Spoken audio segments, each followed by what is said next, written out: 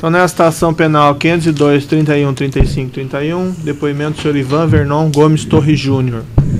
Senhor Ivan, o senhor está sendo acusado pelo Ministério Público da prática de um crime. Nessa condição, o senhor tem o direito de permanecer em silêncio, pela nossa lei.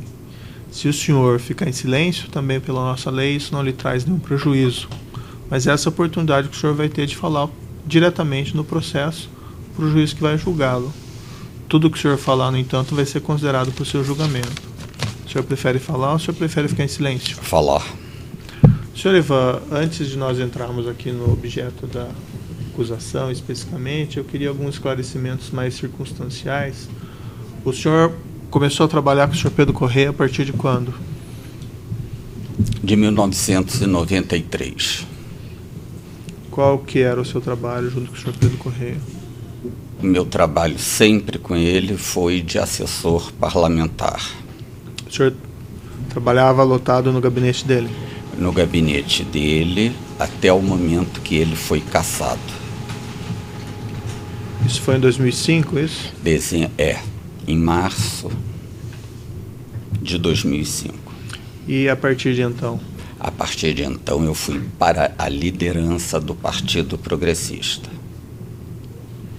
E também com cargo no Congresso? Sim. E o senhor permaneceu até quando? Eu permaneci até setembro de 2010, a primeira vez. Uhum. E depois, setembro de 2009. Depois fui recontratado em julho de 2010. Certo. E fui até abril de 2013. Até 2009, o senhor estava como assessor da liderança do partido? Sim. E a julho de 2010, abril de 2013? Eu estive em 2 locais distintos. Com o deputado Eduardo da Fonte, na segunda vice-presidência, e depois com o deputado Simão Cecim, na terceira secretaria. Até 2005, o senhor trabalhava diretamente subordinado ao senhor Pedro Correia? Tá. E nesse período que o senhor trabalhou para a liderança, o senhor também trabalhava com o senhor Pedro Correia? Sim, porque ele continuou como presidente do partido.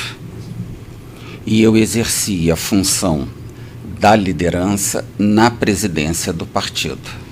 Até esse 2009, o senhor permaneceu nesse cargo por indicação do senhor Pedro Correia? Sim. E esse período depois de 2010 a 2013, também por influência dele ou não? Sim. Mas o senhor assessorava outros parlamentares? Sim. Chegou a trabalhar com a Aline Correia? Não diretamente. O senhor conheceu, nesse período, o senhor Alberto Youssef? Eu conheci uma pessoa que me foi apresentada como primo.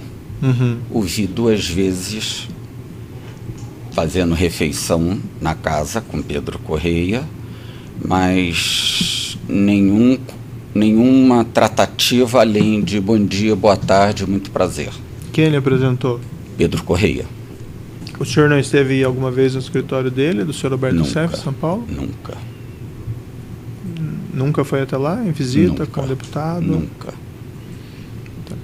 E a acusação afirma que o senhor Alberto Youssef repassava dinheiro periodicamente ao senhor Pedro Correia. O que o senhor tem conhecimento a esse respeito? A gente tem 2 perspectivas aí, Uhum. do momento histórico que você vive e a reflexão depois do futuro olhando o passado.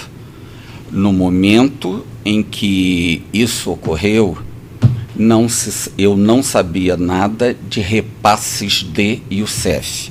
O que era regular e comum era Pedro Correia sempre me dizer, isso desde o primeiro mês que trabalhei com ele: Maria Adélia ou Fábio Neto farão hoje um depósito na sua conta, vamos supor, de R$4.000. por favor, é para pagar o meu Ourocard.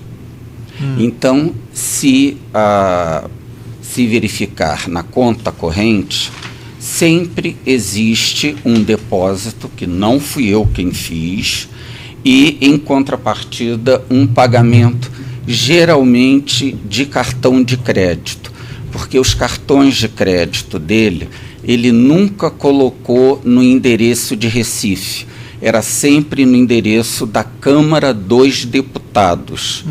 E não necessariamente ele passava em Brasília de segunda a sexta.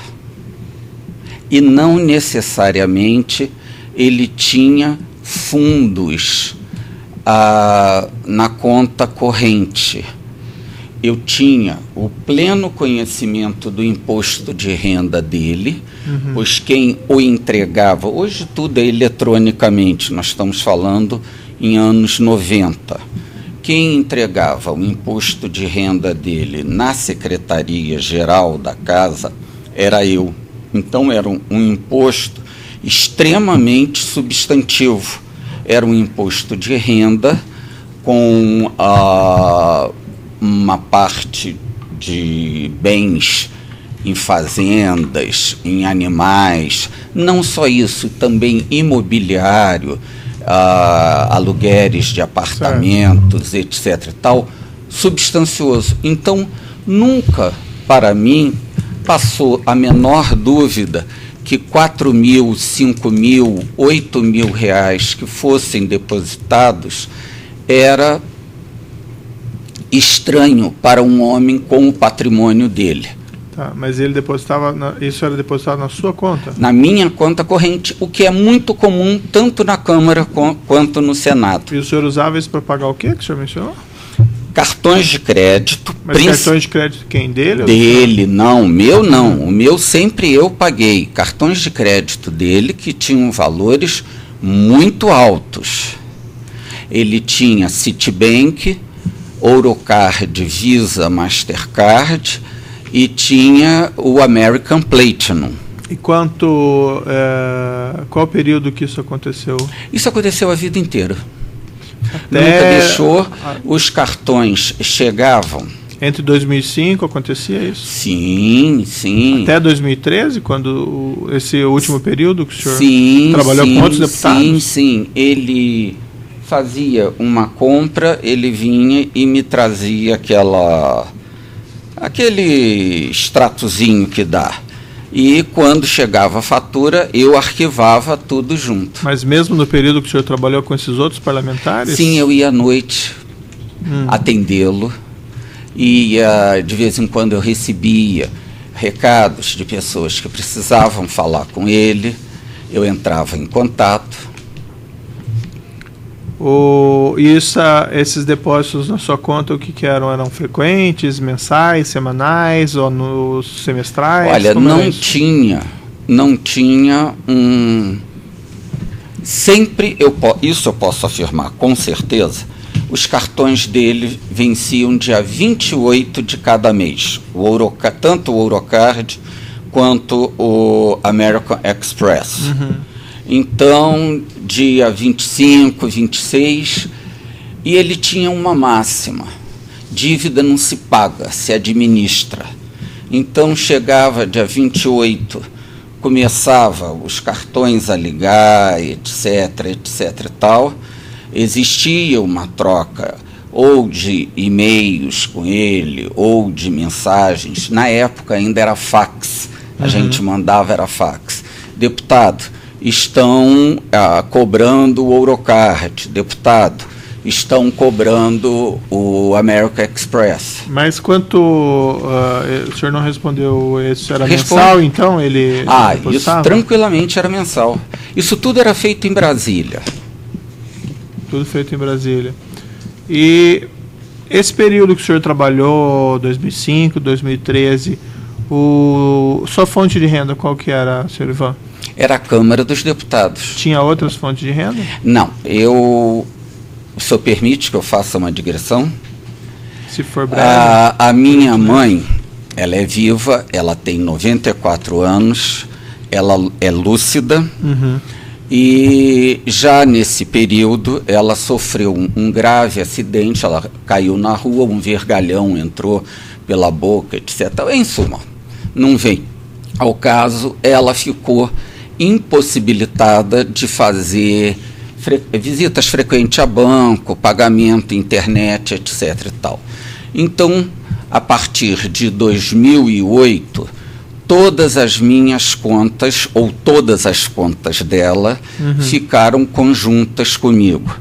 E pelos impostos de renda dela, que eu já apresentei, e pelos contratos de doação e precatórios, ela tem uma média anual entre 400 e 500 mil reais por mês. Então, não sei se eu até estou adiantando, a época da prisão se aventava, tem uma renda de 2.900.000 e declarado no imposto de renda dele só 35 mil reais. Sim. Foi esse período que eu fiquei desempregado e a renda dela, que entrava na conta conjunta, não foi computada como um dinheiro que eu movimentava, inclusive para pagamento das despesas dela. Então, dos 2.900.000 que nós estamos falando aí, Sim. tranquilamente 2.700.000 nós chegamos como uma movimentação absolutamente declarada nos impostos de renda dela e meu. Eu tenho aqui no laudo que foi feito, aqui laudo 318, a informação aqui entre 2010 a 2014, na sua conta, movimentação de cerca de 4.630.000. Esse laudo eu não vi. Eu vi o da polícia, que eram 2.900.000. O que eu consigo separar aqui que era dinheiro do senhor e que era dinheiro do... Que era dinheiro do Pedro Correia? Isso. Hein? Isso eu tenho que me debruçar com um contador e fazer esse deslinde. Eu acho que é a primeira providência do que eu tenho que fazer. O senhor recebia o depósito dele, o senhor mencionou esses valores, 4, 5 mil reais, era isso mais ou menos? 4, 5 mil reais por mês? Não, às vezes, nós estávamos naquela época, desculpe, falando de 1993, no início, quando eu fui contratado. Tá. Com o passar dos anos, o volume foi aumentando. Aí eram depósitos, às vezes de 10, 15, 20 mil reais.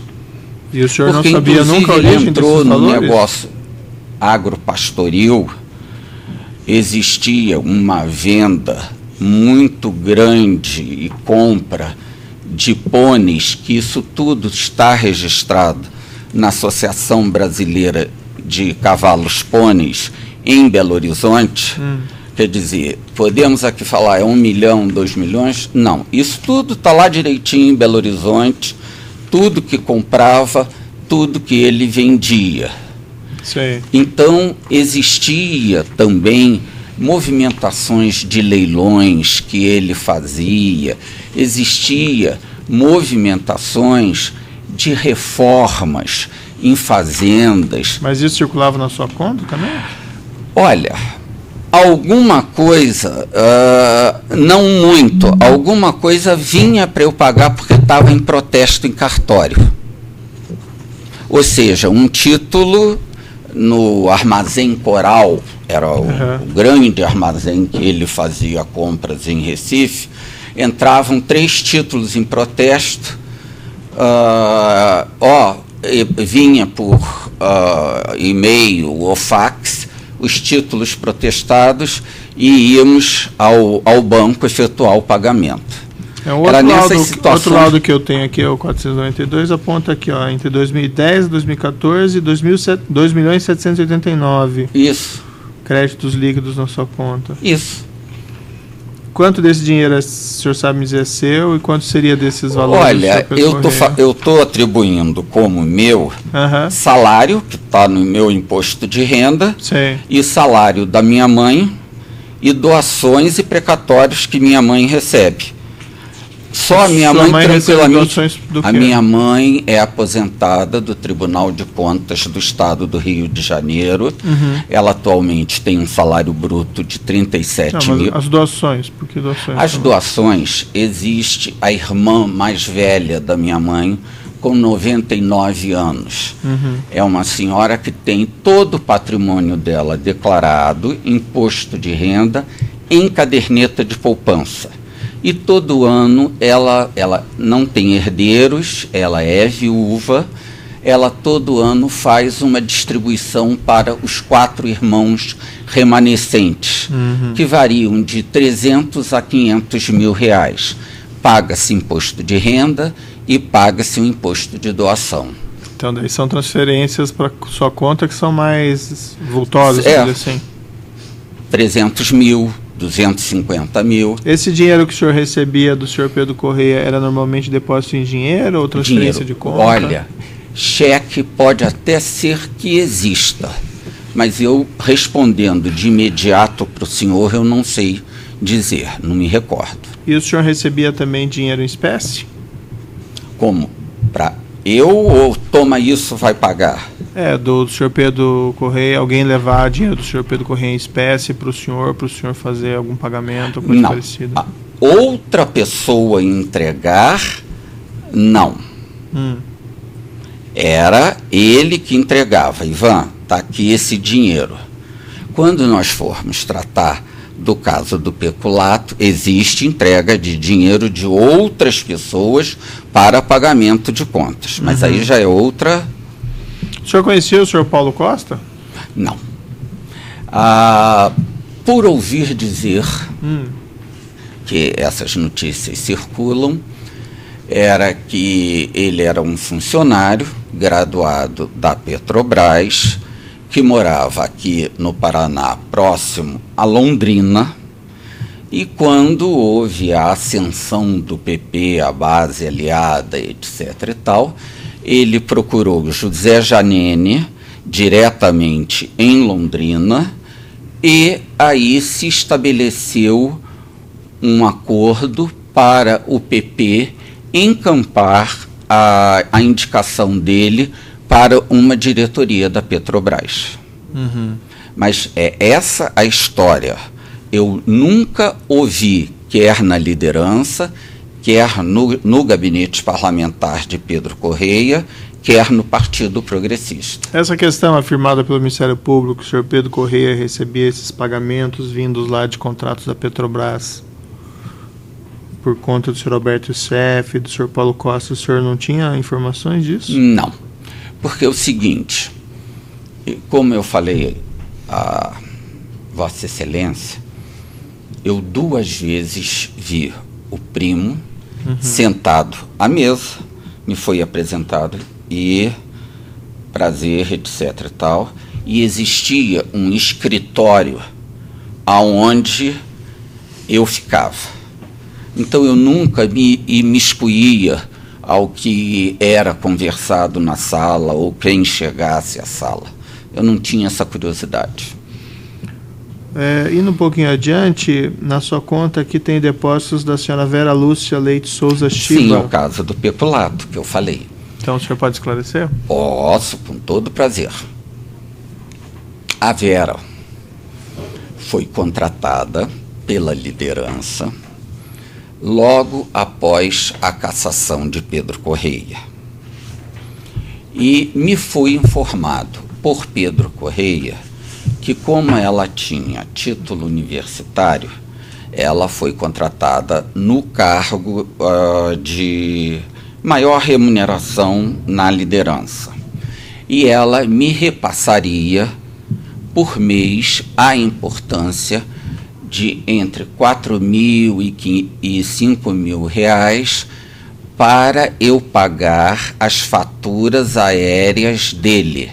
Ou seja, como ele deixou de ser parlamentar, ele não tinha mais cota aérea, mas ele ia a Brasília toda semana. Então, uma agência de turismo providenciava essas faturas aéreas E o combinado era em torno de 20 a 25 eu pagar essas faturas aéreas. A empresa era Mundo Tour, é uma empresa de Brasília, e, de fato, eu pagava parte das faturas aéreas, porque a movimentação aérea dele era de 20 mil, 20 e poucos mil. Mas aí vinha o salário, então, da senhora Vera Lúcia? Para pagar isso. Mas ia para sua conta? Ia. Passava na sua conta? Sim.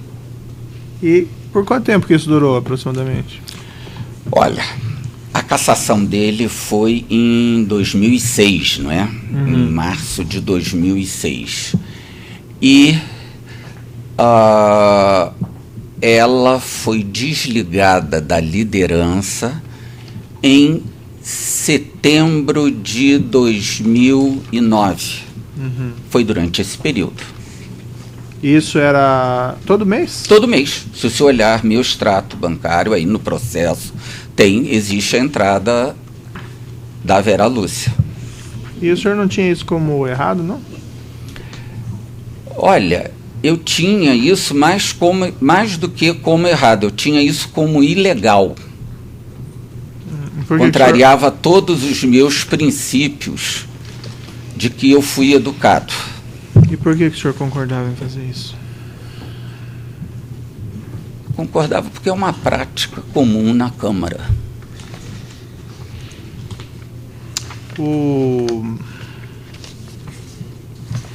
A senhora Vera Lúcia também trabalhou no gabinete da Aline Correia?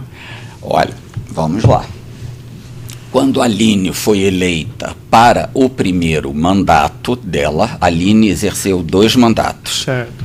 Quando a Aline foi eleita para o primeiro mandato dela, a Vera, como tinha mais traquejo de Câmara, etc. e tal, foi trabalhar no gabinete de Aline, mas continuou com o compromisso de transferir o dinheiro para o Pedro Correia pagar as faturas. Isso foi quando, aproximadamente? A Aline assumiu o primeiro mandato em fevereiro de 2007. Então, na liderança mesmo, foi entre 2006 e 2007 que a Vera Lúcia... Não, ela foi até 2009. Ah, foi até 2009. Mas ela acumulava os cargos? Como é que... Não, ela só tinha o cargo da liderança. Mas foi trabalhar no... Mas trabalhava no gabinete da Aline. E o salário era repassado ao senhor Pedro Correia? A Pedro Correia. E não a senhora Aline? Não. Da Vera, não. Mas estamos falando de Vera Shiba. Certo. E a senhora Aline tinha conhecimento que havia esse repasse? Eu não sei. Eu nunca cheguei a entabular nenhuma conversa sobre isso na frente da Aline. Não sei se o pai ou a Vera comentaram. De quem mais que o senhor Pedro Correia se apropriava do salário dos que tinham cargo na Câmara? Renasci. Da Renasci. Tá. Renasci nós temos 2 históricos. Tá? Quando eu depus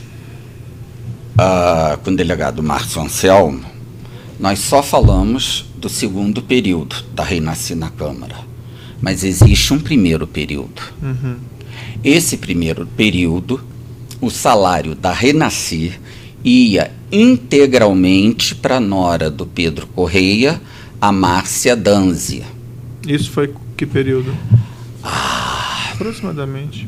Tá, sem risco, pelo menos uns 4 anos. E começou em que ano? Pedro Correia foi cassado em 2006, 2002, 2001, acho, teria que ver nos registros. E depois teve um segundo período. Então, eu posso só esgotar esse primeiro para irmos para o segundo?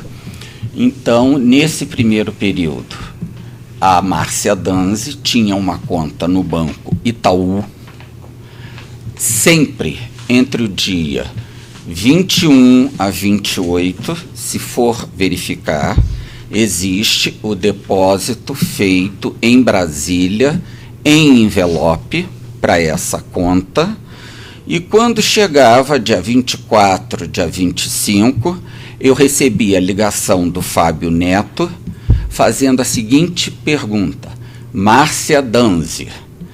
Eu respondia: amanhã ou depois de amanhã. Por isso que eu falo que o período é entre 22 e 27. Certo. Mas não me lembro quanto era mais o salário.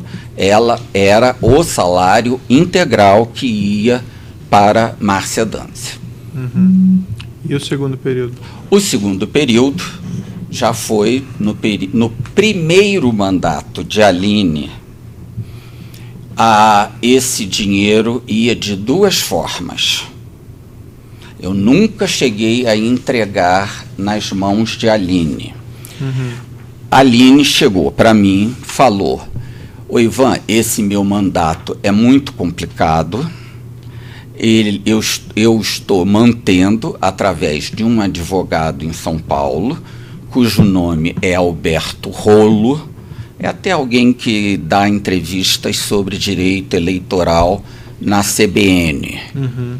Então, eu tenho que pagar R$2.000 a Alberto Rolo. Eu gostaria que do dinheiro da Renasci, R$2.000 fossem depositados na conta do escritório